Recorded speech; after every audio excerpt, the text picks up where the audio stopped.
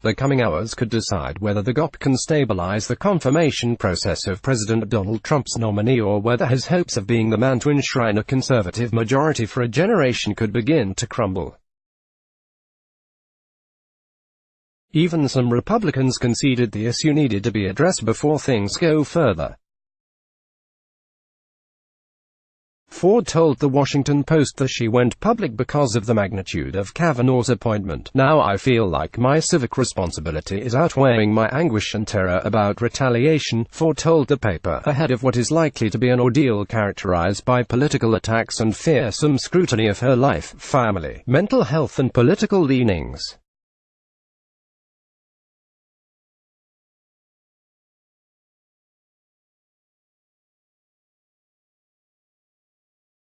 Kavanaugh was never investigated over it, and the alleged assault was not uncovered by multiple FBI background checks conducted during his career in politics and as a judge.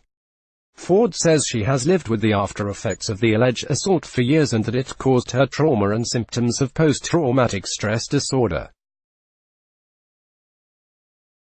Her account in the Post offers far more detail than has previously been available, another factor that could influence the politics of the nomination this week.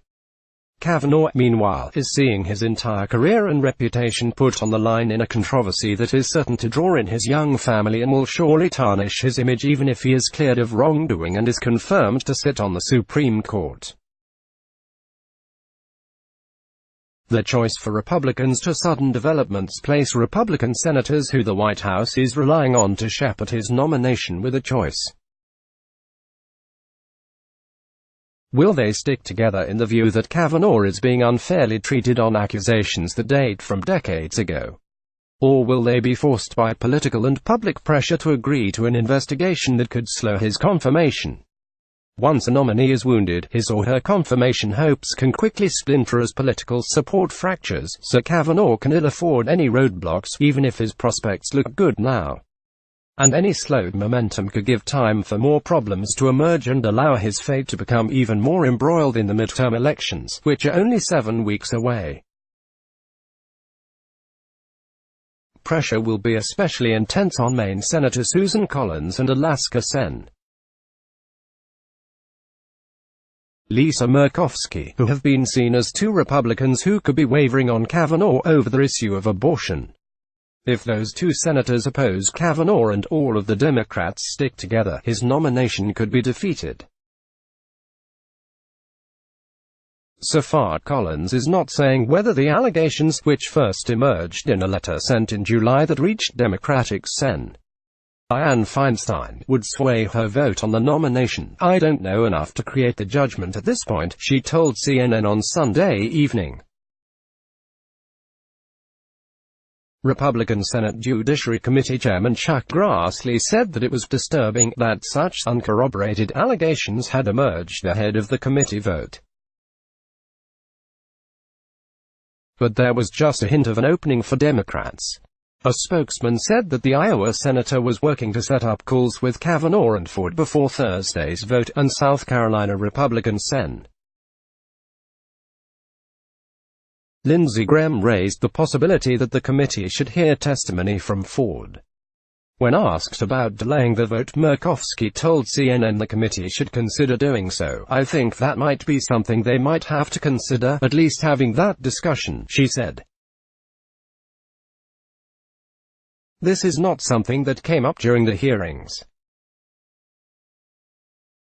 And if there is real substance to this, it demands a response." And in another sign of potential trouble for Kavanaugh, two senators who are not running for re-election and therefore insulated somewhat from the Republican base, Arizona's Jeff Flake and Tennessee's Bob Corker, said they need to hear more from Ford. "I've made it clear that I'm not comfortable moving ahead with the vote on Thursday if we have not heard her side of the story or explored this further," the Arizona senator told the Post.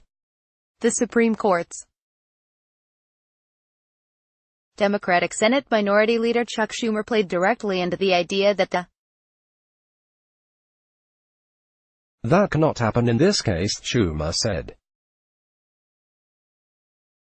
At the very least, the decision of Ford to unmask herself offered Democrats a rallying point as they seek to make the Kavanaugh nomination and the fate of the Supreme Court generally a key issue in the midterm elections.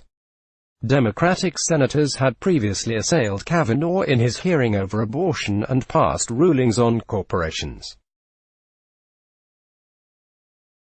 They had also condemned the White House for withholding tens of thousands of documents relevant to Kavanaugh's time as a key aide to President George W. Bush. But Ford's emergence now gives Democratic candidates, especially those in suburban House districts where women voters are crucial, a chance to make some GOP lawmakers pay a significant price for the party's support of Kavanaugh. The spectacle of white, middle-aged or elderly men on the GOP bench voting to confirm Kavanaugh in the committee could prove a damaging image in districts that could turn on a younger, more diverse electorate. Yet there are also good reasons, aside from a feeling that Kavanaugh is being treated unfairly, for Republicans to stick by Trump's pick. Kavanaugh would enshrine the right's majority on the court, possibly for generations, and make Chief Justice John Roberts, a conservative, the swing vote on key issues.